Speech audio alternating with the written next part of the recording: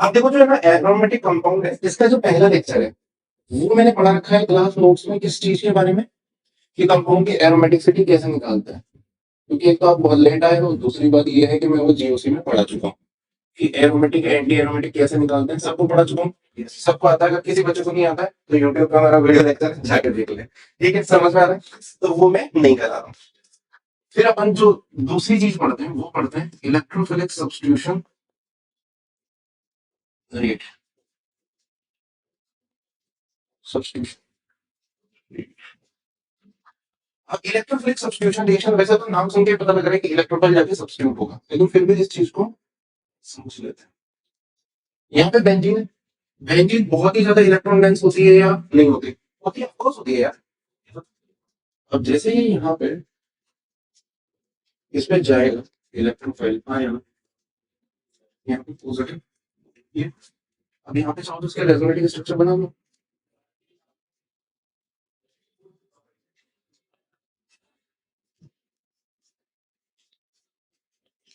क्या बात क्लियर है क्या? ऐसे इन्हें सिग्मा कॉम्प्लेक्स या फिर इलेक्ट्रॉन कॉम्प्लेक्स भी बोलते हैं। क्या बात क्लियर है क्या? हाँ यहाँ क्या बात क्लियर है? अरे हाँ है ना गरीबो।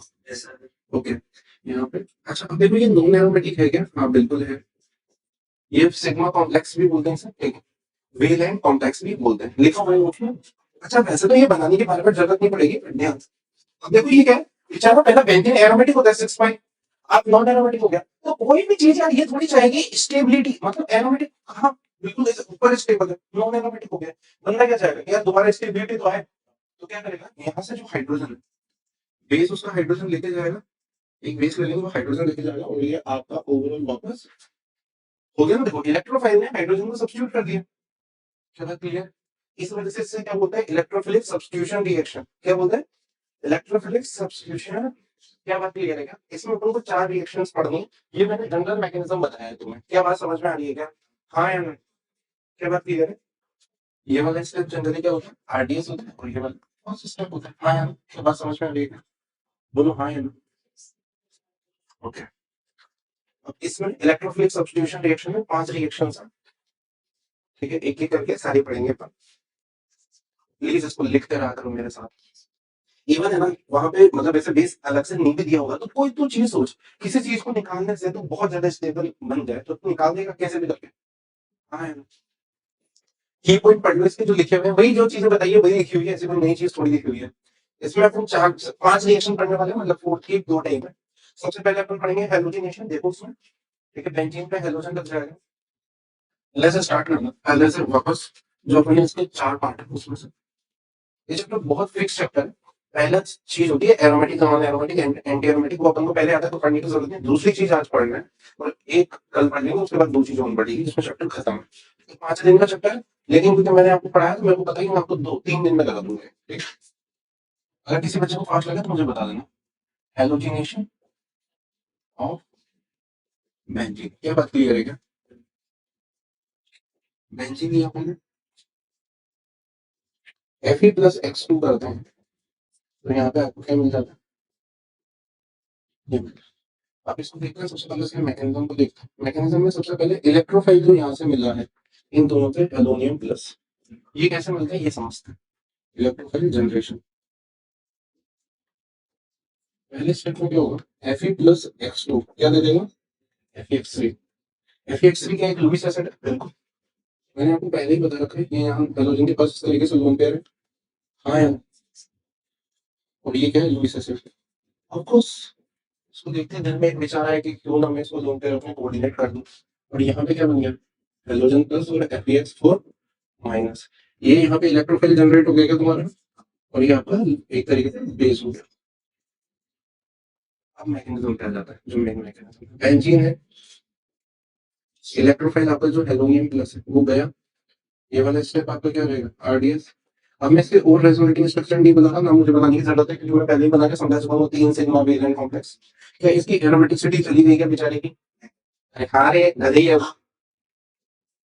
यहाँ पे Fe4- जो था वो फर्स्ट स्टेप में क्या करेगा, इस हाइड्रोजन को प्रदान करेगा, तो यहाँ पे क्या मिल गया, क्या बात क्लियर है क्या? ये चीज ये वाला मैकेनिज्म तो बहुत ही आसान है, और ये इलेक्ट्रोफाइन जनरेट करना क्या तुम सीख गए क्या? सीख आया ना? अब इसमें एक चीज, यहाँ पे आप फ्लोरीन नहीं लगा सकते इस मेथड से। क्या नहीं लगा सकते? फ्लोरीन। फ्लोरीन लगाने के लिए बोल्ट करके रिएक्शन होती है, जब अपन बीडीसी करके पढ़ेंगे तब मैं पढ़ाऊंगा भी सही, यहाँ पे तो लिखा हुआ भी है। क्या बात समझ में आ रही है? ओके, फ्लोरीन नहीं लगा सकते, क्या बात क्लियर है क्या? ओके, FeCl3 प्लस Cl2, ठीक है, ये FeBr, FeCl3 प्लस ICl लिखा हुआ है। याद रखना यहाँ पे आयोडीनेशन होगा, मतलब ये कोऑर्डिनेट करके निकलेगा, तो यहाँ पे FeCl4 माइनस प्लस आयोडीन। समझ में आ रहा है? कोऑर्डिनेट ये करेगा यहाँ पे। क्या बात समझ में आ रही है? ठीक है, सही सी समझ में आ रहा है? लिखे हुए नोट्स में देखो, फ्लोरिनेशन, क्लोरिनेशन, ब्रोमिनेशन के लिखे हुए कि ये कैसे। अच्छा, ये पेपर में हो सकता है ये चीज आपको ऐसे दिए हुए रखे, ऐसे दिए हुए रखे, या ऐसे ही दे दे। अरे समझ में आ रहा है ना? जरूरी नहीं आपको यहाँ पे Fe प्लस H2, ये आपको इसी वजह से मैंने पूरा इलेक्ट्रोफाइल जनरेट करना बता रखा था कि आपको ये समझ आए कि ये कैसे भी हो सकती है चीज। अरे हाँ यार, सेकंड चीज आ जाती है नाइट्रेशन ऑफ बेंजीन।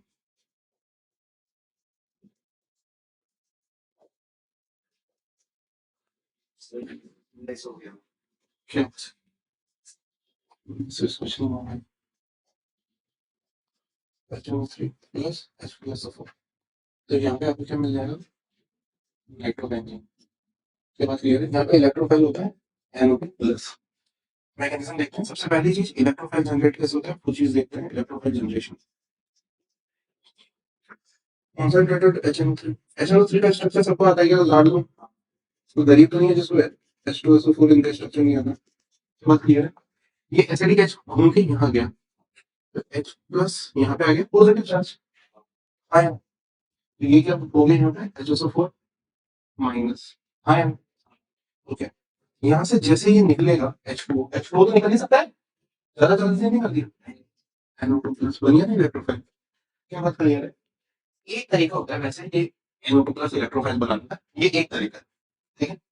दूसरा तरीका भी बता देता हूँ, चलो मैं ये बता देता हूँ। आप N25 ले लो। N25 आपको पता है किसका? आपको ये सोचेगा सर यहाँ पे तो NO3 माइनस भी तो है। अबे बेंजीन इलेक्ट्रॉन डेंस रिंग है, नेगेटिव नेगेटिव की कब रिएक्शन होगी बे? इलेक्ट्रोफाइल ये, या फिर आपको सीधा सीधा वो ऐसे भी दे सकता है। देखो सीधे replacement of NO2 plus electrophile acetate तो जाएगा नहीं भाई वहां पे। समझ में आ रहा है?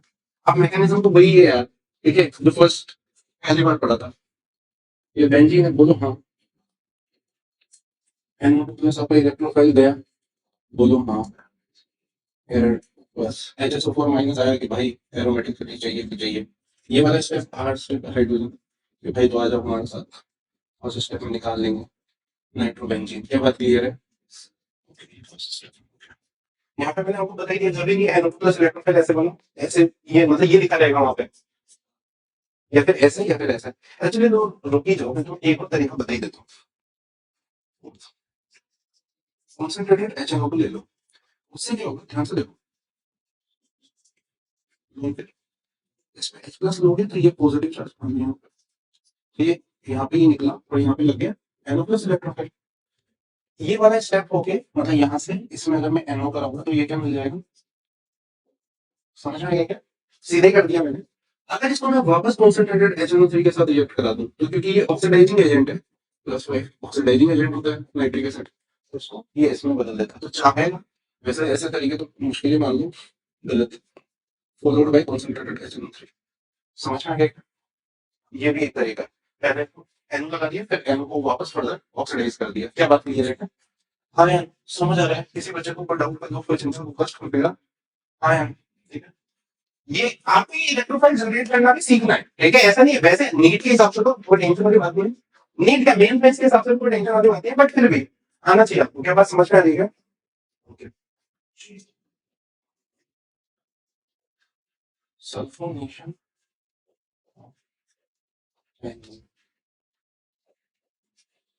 क्या बात क्लियर है? सल्फोनेशन ऑफ बेंजीन बहुत ही आसान, बेंजीन दिया विद कॉन्सेंट्रेटेड H2SO4, तो आपको क्या मिल जाएगा? Sulphonic acid. क्या मिल जाएगा लाडू? Sulphonic acid. यहाँ पे आपका इलेक्ट्रोफाइल क्या रहता है? SO3। बेटा यहाँ पे आपका इलेक्ट्रोफाइल SO3 रहता है, याद रखना SO3 प्लस नहीं रहता है। दुनिया को क्या है, इलेक्ट्रोफाइल का नाम सुनते ही दिल में एक विचार आता है पॉजिटिव। क्या बात क्लियर है? जो कि नहीं होता है यहाँ पे। अब सबसे पहले स्टेप वही समझते हैं, इलेक्ट्रोफाइल जनरेट कैसे हुआ है। H2SO4 लिखा, एक और H2SO4 लिख लेते हैं। ये बात क्लियर है लाडली? H प्लस यहाँ से निकाल के इसके पास चला गया, ज्यादा तेज तो नहीं हो गया एक स्टेप पे लिख दूंगा तो। जैसे ही ये निकलेगा यहाँ पे HSO4 माइनस, ठीक है, इसको समझा देता हूँ वैसे H2। और ध्यान से देखो बेटा, यहाँ पे पॉजिटिव आएगा, यहाँ डबल बॉन्ड, यहाँ पे डबल बॉन्ड, यहाँ पे OH, ऑक्सीजन का लोन पेयर इधर आएगा। हाँ, तो ये क्या बन जाएगा मेरा,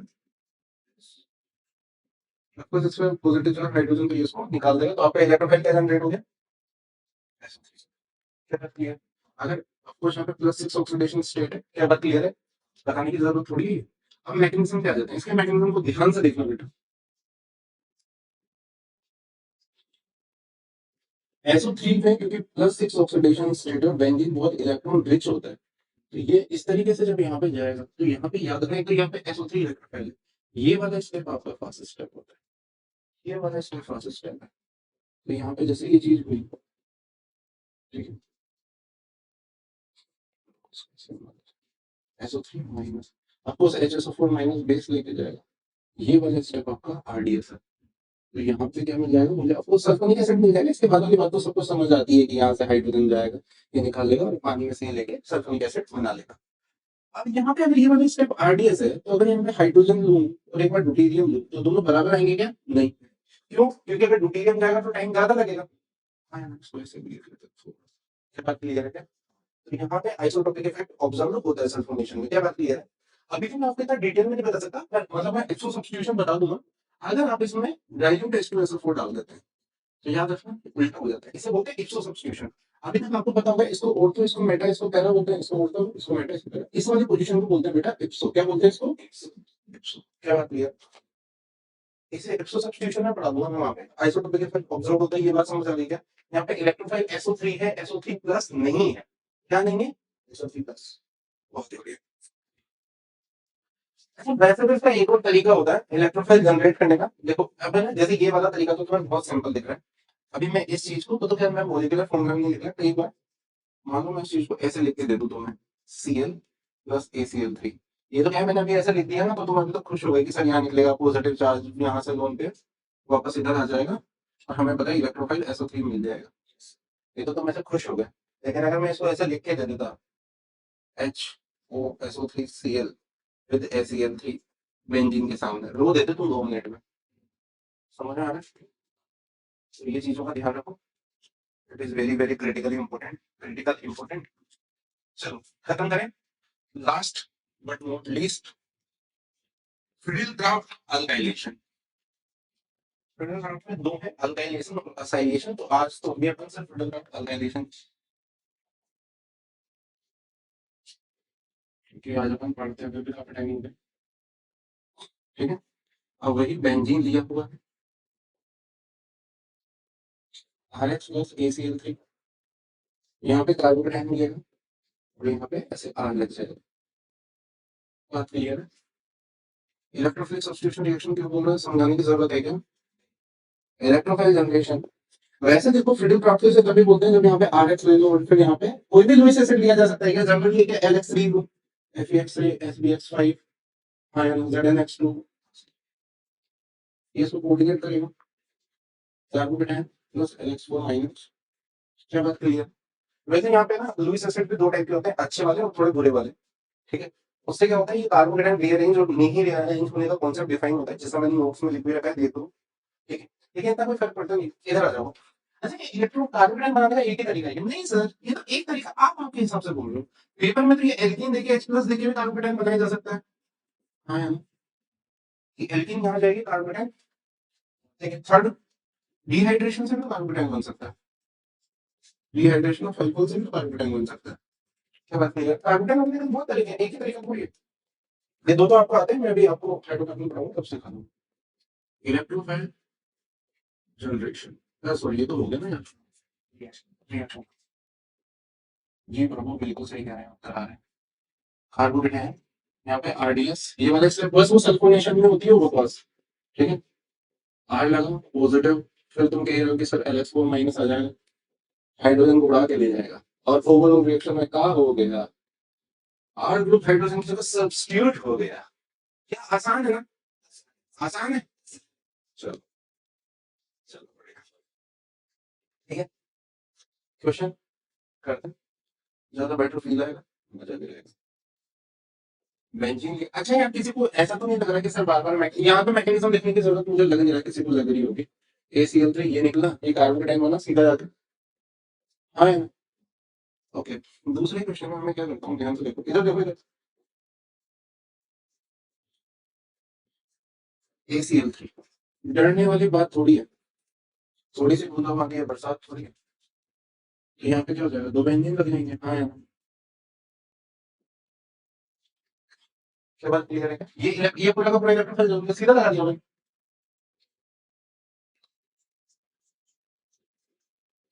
CH2Cl2 with ACl3 of course. यहाँ पे तो एक बार जाके जब ये लगेगा तो यहाँ पे क्या है, एक क्लोरीन बच जाएगा। हाँ यार, समझ में आ रहा है क्या? क्या बात समझ में आ रही है? ओके, वापस इसको ACl3 विद बेंजीन ले लूंगा। तो ये क्या समझ आ रहा है कि यहाँ पे कार्बोनेट है और ये वापस इलेक्ट्रोफाइल की प्लेस पे जाके लग जाएगा, पीएच और पीएच। समझ आ गया क्या? ज्यादा फास्ट तो नहीं बना? ओके,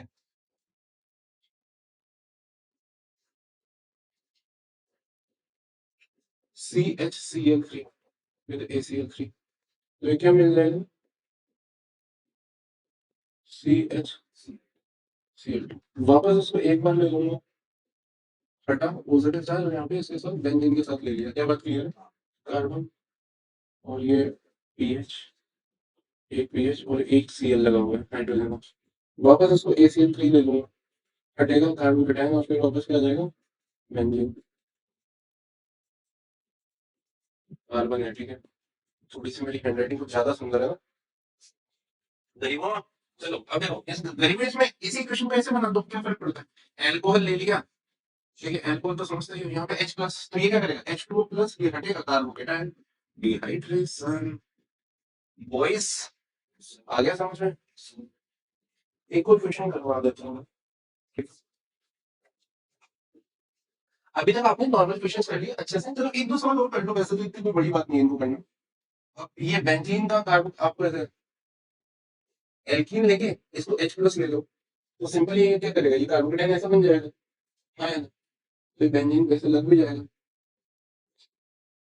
अरे हाँ या ना लाडू, या फिर यहाँ पे एल्कोहल के साथ डिहाइड्रेशन करके ले लो इसको, बात तो एक ही हो, तो कैसे भी बना लो आप। समझ में आएगा, उसमें भी आपको सेम ही प्रोडक्ट मिल जाएगा। ऐसे क्वेश्चन नोट्स में भी है, और सारे भी आपको वो कर लेना। अब नेक्स्ट चीज करते हैं अपन, रिंग क्लोजर। रिंग क्लोजर बहुत आसान है, लेकिन ऐसी कोई बड़ी बात नहीं है उसको करना, ठीक है।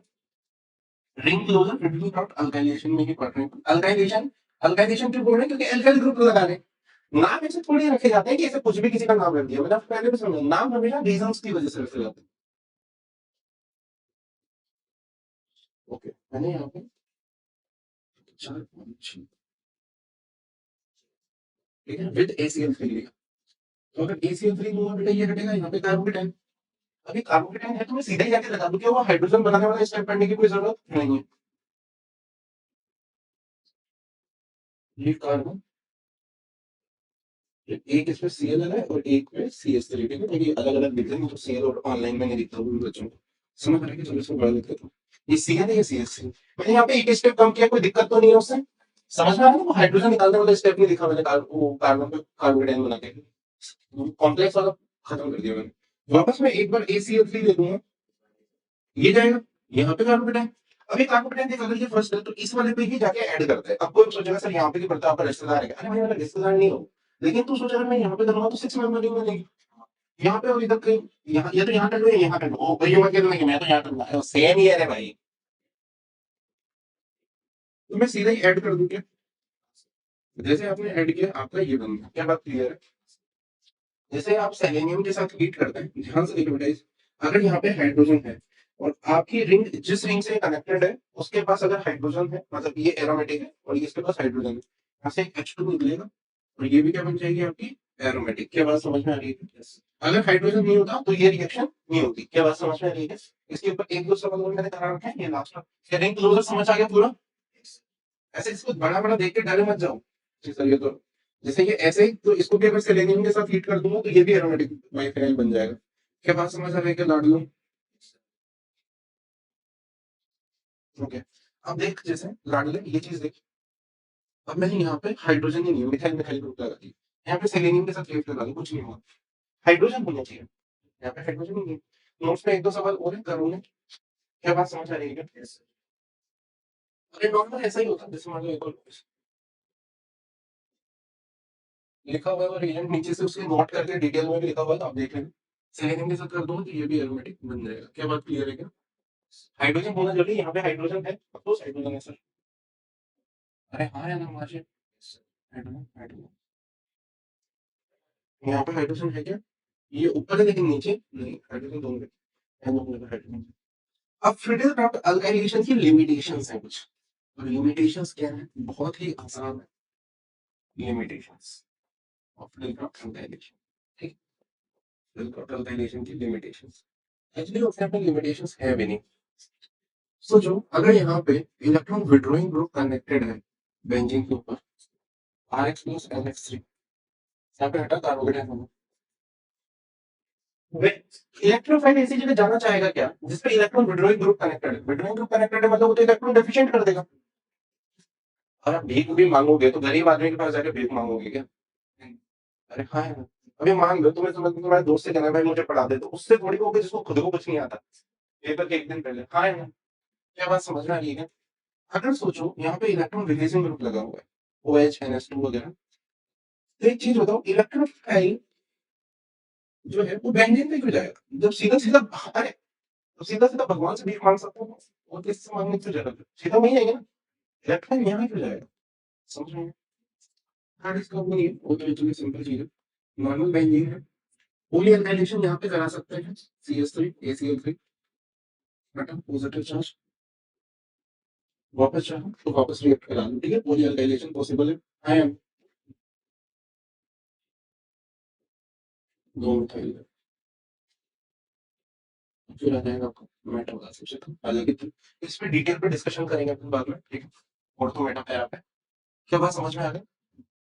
तो प्रोडक्ट आउट अल्काइलेशन, यहाँ पे R ग्रुप लगाए तो हो जाती है, नॉर्मल बेंजीन में तो हो जाती है, हेलोजन लगा हुआ है तो भी हो जाती है, ठीक है? हाँ यार, क्या बात समझ आ रही है? इसी के साथ कहानी समाप्त होती है।